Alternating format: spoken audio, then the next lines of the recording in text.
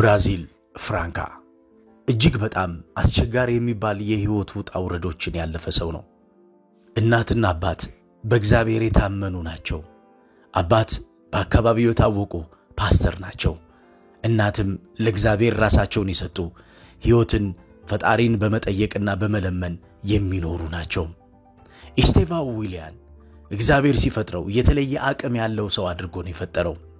ከልጅነቱ ጀምሮ ትልቅ ቦታ ላይ መድረስ የሚችል ሰው እንደሆነ አባት ያውቃሉ። ልጄ ትልቅ ቦታ እንደሚደርስ አውቀዋለሁ። በውስጡ ያለውን አቅም ለማሳደግ ግን ብቻዬን አልችልም ነበር። እግዚአብሔር አግዞናል። በብዙ ፈተናዎች ውስጥ አልፈን እዚህ ደረጃ ደርሰናል። ከልጅነቱ ጀምሮ ይጥር ነበር። በዚህ ጥረት ውስጥ እኔ የተቻለኝን ያክል አግዤዋለሁ። የኔ ገዛ ሳይሆን የፈጣሪ ገዛ እሱን ለውጦታል። ኢስቴቫኦ ገና ብዙ ነገሮች ወደፊት የሚጠብቁት ወጣት ተስፈኛ ተጫዋች ነው ነበር ያሉት አባት። በአባት እየተመራ የተሻለ ሰው ለመሆን የሞከረው ኢስቴቫኦ ዊሊያን በእግዚአብሔር ዘንድ ግን ትልቅ ቦታ አለው። በሄድኩበት ቦታ ሁሉ የእግዚአብሔርን ስም ማንሳትና እግዚአብሔር ስለኔ ያደረገውን ነገር ምስክር መስጠት ፈልጋለሁ። ከአፈር አንስቶ እዚህ ደረጃ አድርሶኛል።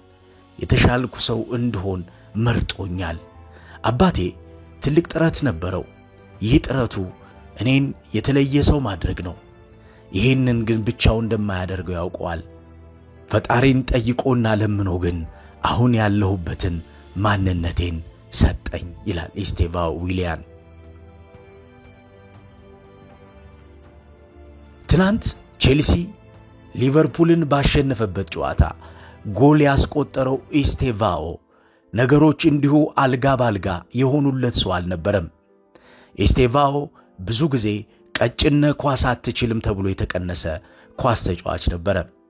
አባት ብዙ ጥረቶችን አድርገው እዚህ ደረጃ ላይ ከማድረሳቸው በፊት በብዙ ፈተናዎች አልፈዋል።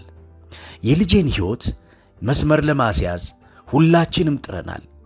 ከቤታችን ለቀን ብዙ መንገድ ተጉዘን ብዙ ሙከራዎችን አድርገናል።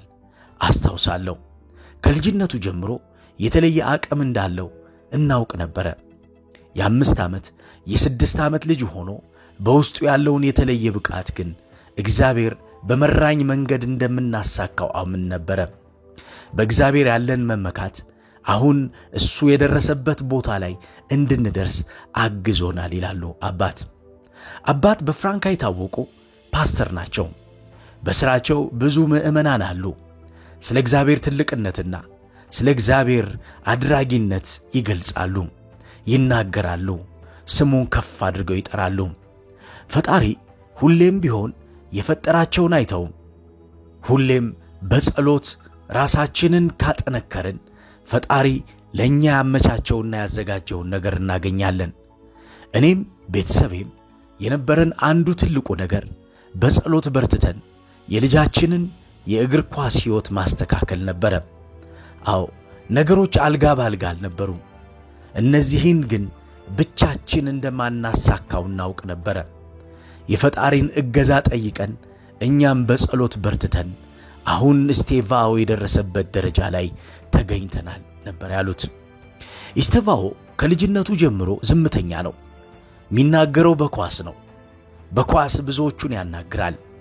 መኪና ውስጥ ሆኖ እንኳን አባት ረጅም ርቀት እየነዱ ዝም ስለሚል ረስተውት ብዙ ይነዳሉ። ከዛም በኋላ ኢስቴቫኦ እንዳለ ዞር ብለው ያረጋግጣሉ። አንዳንዴ የምፈራው መኪና ውስጥ ዝምተኛ በመሆኑ ምክንያት ጥየው እንዳልወርድ ነበር። ኢስቴቫኦ መናገር አይወድም። ኢስቴቫኦ መናገር የሚወደው በኳስ ነው። በኳስ ሁሉንም ነገር መግለጽ ይፈልጋል። በኳስ ሁሉንም ነገር ማሳየት ይፈልጋል። ከጓደኞቹ ጋር የተለየ ተጫዋች እንደሆነ ጓደኞቹ ራሳቸው ባንደበታቸው ይናገሩ ነበር። ጓደኞቹን የሚበልጥባቸው ብዙ አቅሞች ነበሩት። ለኳስ ያለው ፍላጎት ከኳስ ጋር ያለው ተፈጥሯዊ የሆነ አቅሙ አውሮፓ ላይ ትልቅ ቦታ የሚደርስ ተጫዋች እንደሚሆን እናስብ ነበር ይላሉ አባት። አባት በተለያዩ ጊዜያቶች ልጃቸውን ለተለየ ክለብ ለማብቃት ብዙ መከራዎችን አይተዋል። በብራዚል ያልሞከሩበት ቦታ አልነበረም። ትልልቅ ክለቦች ይህንን ተጫዋች የሚፈልጉበት እድሉ ግን ጠባብ ነበረ። አንድ ስልክ ግን የስቴቫኦን የህይወት ታሪክ ቀየረችው። ከ8 ዓመት በፊት ነው ነገሩ። አባት ብዙ ለፍተው ብዙ ጥረው ልጃቸውን ትልቅ ቦታ ለማድረስ ያልፈነቀሉት ድንጋይ አልነበረም። ታዲያ የሞከሩት ሁሉ አልሳካ ያላቸው አባት የ10 ዓመት ልጃቸውን ኤስቴቫኦ አልሜዳ ዴ ኦሊቬራን ይዘው እየተመለሱ ነበረ። ለሙከራ ከወሰዱበት ቦታ አይሆንም ተብለው የተመለሱት አባት ሳይጠብቁት አንድ የስልክ ጥሪ አስተናገዱ።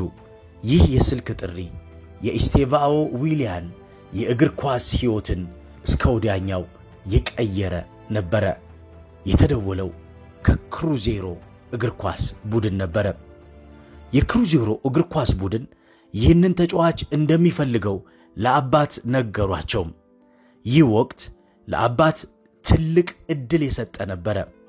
ኤስቴቫኦ ከናይኪና ከክሩዜሮ ጋር የውል ስምምነት ተፈራረመ። ይህ በብራዚል እግር ኳስ ወጣቱ ኳስ ተጫዋች አደረገው። በወቅቱ ይህንን ሪከርድ ይዞት የነበረው ያሁኑ የሪያል ማድሪዱ የመስመር ተጫዋች ሆነው ሮድሪጎ ነበረ። ስምምነቱ የእግር ኳስ ሕይወቱን የተለየ አቅጣጫ ውስጥ እንደሚያስቀምጠው እናውቅ ነበረ። ቤተሰባችን ደስተኛ ነበረ። እግዚአብሔር እንደማያሳፍረን፣ እግዚአብሔር ሁሉንም ነገር አስተካክሎ እንደሚሰጠን እናውቅ ነበረ። የ10 ዓመት ልጅ ከናይኪ ጋር ትልቅ ስምምነት ሲፈራረም ወደፊት የሚመጡ ነገሮች እንዳሉ አመን ይላሉ አባት የልጃቸው መፈረም እንዲሁ በቀላሉ የተገኘ እንዳልሆነ ያውቁታል። ነገር ግን ይህ ፊርማ የመጀመሪያ እንጂ የመጨረሻ እንዳልሆነ ይረዱ ነበረ። ከ8 ዓመት በፊት ይሄ ታሪክ ሲፈጠር የተጫዋቹ የእግር ኳስ ሕይወት ሌላኛውን አቅጣጫ ግን ከተወሰኑ ዓመታት በኋላ አገኘ። ለክሩዜሮ በፈረመ በ4 ዓመት ልዩነት ውስጥ ፓልሜራስ እግር ኳስ ቡድን ወደዚህ ወጣት ተጫዋች መጣ። የፓልሜራሶች አመጣጥ የወደፊቱን ትልቁን ስኬት የተመለከተ ይመስላል። የውል ስምምነቱ ብዙ ዓለም አቀፍ የውል ስምምነት ሕጎችን ያካተተ ነበረ። የተጫዋቹ እድገት የተሻለ እንደሚሆን ያውቁታል። ስለዚህ የሆኑ ዓመታቶችን ብቻ ተጠቅመው ለአውሮፓ ትልቅ ቡድን እንደሚሸጡት ተረድተው ነው የመጡት። ኤስቴቫኦ ለፓልሜራስ ፈረመ። በፓልሜራስ ለ2 ዓመታት ያክል ቆይታ አደረገ። በ2 ዓመታት ቆይታው ታዲያ 62 ጨዋታዎችን አድርጎ 18 ጎሎችን አስቆጠረ። ፓልሜራስ ከተዘዋወረ በኋላ ለአንደር 17 ቡድኑ 5 ጨዋታዎችን አድርጎ ለብራዚል 3 ጎሎችን አስቆጠረ። ይህ ሲሆን ታዲያ ኤስቴቫኦ ትልቅ ትኩረት ሆነ። አዲሱ ኔይማር፣ ሜሲኒዮ የሚል አዲስ ስምም ወጣለት። ልጄ ወደዚህ መንገድ ሲመጣ እጅጉን ተደሰትኩኝ። ነገር ግን ያለ ፈጣሪ ገዛ እንደማይሆን አውቀው ነበረ። ሁሌም ሌሊት እንበረከካለሁ፣ ፈጣሪን እጠይቃለሁ። የልጄን የእግር ኳስ ሕይወትና የግል ሕይወቱን እንዲያስተካክል እመኛለሁ ይላሉ ፓስተሩ አባት። የኤስቴቫኦ የእግር ኳስ ሕይወት አቅጣጫውን ያዘ። ከዛም ቼልሲ እግር ኳስ ቡድን መጣ። ቼልሲዎች ይህንን ተጫዋች 2 ዓመት በቆየበት ፓልሜራስ እግር ኳስ ቡድን የነበረውን ጊዜ ተመልክተው ውድ ገንዘብ መድበው ወጣቱን ተጫዋች የግላቸው አደረጉ። በ34 ሚሊዮን ዩሮ ኤስቴቫኦ የቼልሲ ንብረት ሆነ። ቼልሲ ወዲያውኑ ይህንን ተጫዋች አላገኘውም። እዛው ፓልሜራስ ውስጥ እንዲቆይ ያደረገው አጥንቱ እስኪጠነክርና የተሻለ ተጫዋች እስኪሆን ጠበቀው።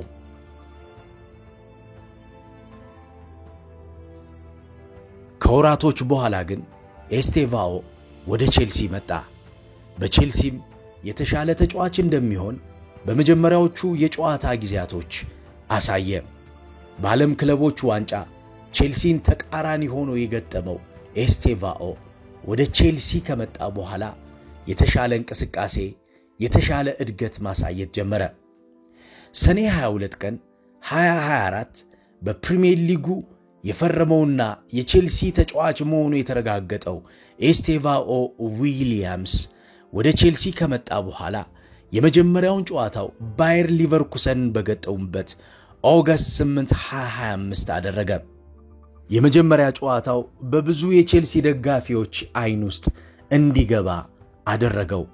አዲሱን ተጫዋቻችን የወደፊት ትልልቅ ስራዎችን የሚሰራልን ልጅ አገኘን ብለው ቼልሲዎች ተደሰቱ። እውነትም ትክክል ነበሩ። ይህ ልጅ ከእግሩ ተአምር ይወጣል። ይህ ልጅ ብዙ ትልልቅ ጨዋታዎችን በሱ ምክንያት እንዲያሸንፉ የሚያደርጋቸው አቅም ያሳያቸዋል።